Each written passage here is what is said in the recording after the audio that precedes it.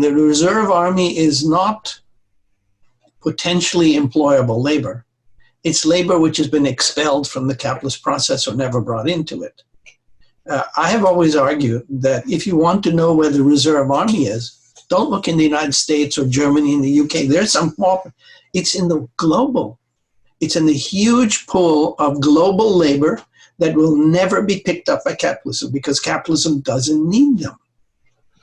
It needs labor, and this is the whole point. The reserve army can't interfere with the global process, but it doesn't follow that the reserve army is potentially employable. That's right. On a world scale, what capital does is it destroys the foundation of weaker capitalist countries to employ labor because it replaces their capital and their production processes with something else. It destroys, let's say, production on the farms and the villages because these are replaced by capitalist products.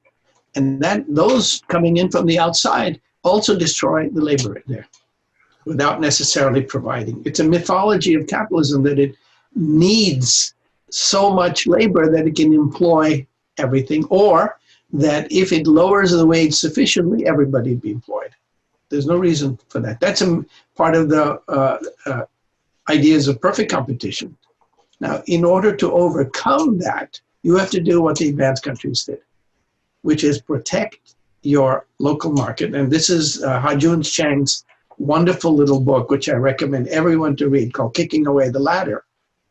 He makes the point that all advanced countries got advanced by restricting the market.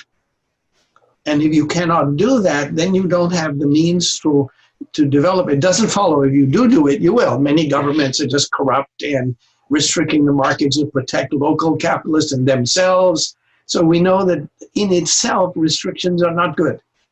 But it doesn't follow that opening up countries to the world market is good either. It can be devastating.